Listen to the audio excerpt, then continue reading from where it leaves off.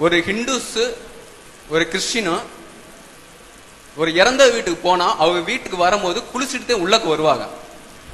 ஆனா ஒரு முஸ்லிம்ஸ் ஒரு இறந்தவர் வீட்டுக்கு உள்ள போனா குளிச்சுட்டு அவங்க வீட்டுக்குள்ள வர மாட்டாங்க. இது எனக்கு தெரிஞ்சது வரைக்கும் என்ன மட்டும், ஆமா ஒரு இறந்தவர் வீட்டுக்கு போனா அங்க உள்ள ஜெம்ஸ் அதாவது கிருமிகள் அவங்களோட ஒட்டக்கூடும், அதனால நம்ம குளிச்சுட்டு வீட்டுக்குள்ள வரோம். ஏன்னா நம்ம வீட்லயும் குழந்தைகள் வயது முதிர்ந்தவர் இருக்காங்க, அவங்க வெள்ளை அணுக்கள் இந்த மாதிரி குறைஞ்சிருக்கனால அவங்களுக்கு இது பாதிப்படையும் சொல்லிட்டு நாங்க குளிச்சுட்டு வர்றோம். முஸ்லீம் ஏன் இதை பண்ண மாட்டேங்கிறாங்க? எனக்கு ஒரு ரெண்டாவது கேள்வி. நன்றி. அது இறந்த வீட்டுக்கு போனா முஸ்லீம்கள் குளிக்காம வந்துடுறாங்க. இறந்து போன வீட்டில் அந்த கிருமிகள்லாம் இருக்கும், அதை வீடுகளில் நுழையும் போது நமக்கு தொத்திக்கிறோம் அப்படிங்கிற மாதிரி ஒரு கேள்வியை கேட்குறாங்க. எங்கள் மார்க்கத்தில் இறந்தவரை தீட்டு என்று கருதக்கூடாது. இறந்த பொம்பளை மாதவிடாய் நேரத்தில் பொம்பளையை தீட்டுமாங்க.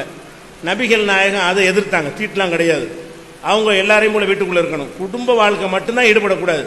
பாக்கி உள்ள எல்லா விஷயத்திலையும் எல்லா பெண்களை போலவும் அவங்க சமையல் செய்வது, நல்லது கெட்டது, கல்யாணம் காட்சிக்கு போவது, அனைத்திலும் ஈடுபட வேண்டும், அவங்கள ஒதுக்கக்கூடாது என்று நபிகள் நாயகம் சொன்னார்கள்.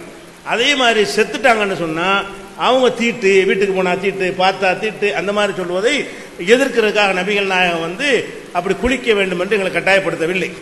ஆனால் இறந்தவர்களுடைய வீட்டுக்கு போனால் அதில் உள்ள கிருமிகள் தொத்திக்கொள்ளும் அப்படிங்கிறதெல்லாம் கிடையாது. அது சும்மா ஓரலாக சொல்கிறாங்களே தவிர இறந்து போன இடத்துல போனால் தொத்திக்கொள்ளும்னா வெட்டியானுக்கு தான் ஜாஸ்தியாக தொத்தணும், அவன் தான் அதிலே புகையெல்லாம் சுவாசிக்கிறான். அப்படியெல்லாம் கிடையாது. கிருமிகள் இருக்கு, அது எல்லாத்துலேயும் இருக்கிற மாதிரி இருக்கும்.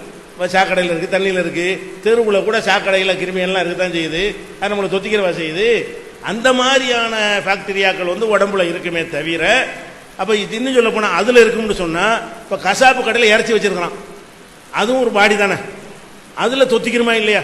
இப்போ கசாப்பு கடையில் இறச்சி வாங்கிட்டு வந்தால் குடிக்கணுமா? இப்போ கசாப்பு கடைக்கு போகிறீங்க, இறச்சியை பார்க்குறீங்க, இறச்சியை வாங்குறீங்க, அல்லது கடந்து போகிறீங்க, வாங்கிட்டு வரீங்க, இப்போ குடிக்கணும்னு யாராவது சொல்கிறீங்களா? அப்போ மனுஷனுக்கு மட்டும்தான் அந்த கிருமிகள் தொத்து போயிடும், ஆடு செத்து போயிட்டா தொத்தாது. அப்போ அதெல்லாம் சும்மா அதை ஒரு அது இன்சல்ட் பண்ணுற மாதிரி, இறந்தவர்களை தீட்டு என்று ஒதுக்குற மாதிரி வர்றதுனால இஸ்லாம் என்ன சொன்னால் குளிப்பதே கடமையாக்கலை. குளிக்கணும்னு ஒருத்தர் குளிச்சா தடவுன்னு இல்லை, ஃப்ரெஷ்ஷாக இருக்கணும்னு நினச்சா குளிச்சுட்டு போ.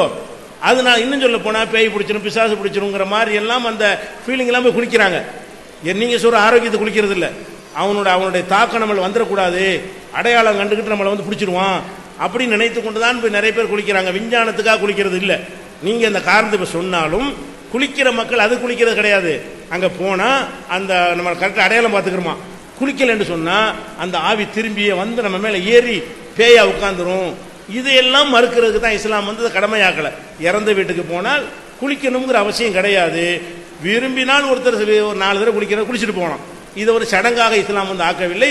ஆனால் கிருமிலாம் தொத்திக்கிட்டு வரும், அது போய் வீட்டில் வந்துருங்கிறதுலாம் அப்படிலாம் கிடையாது.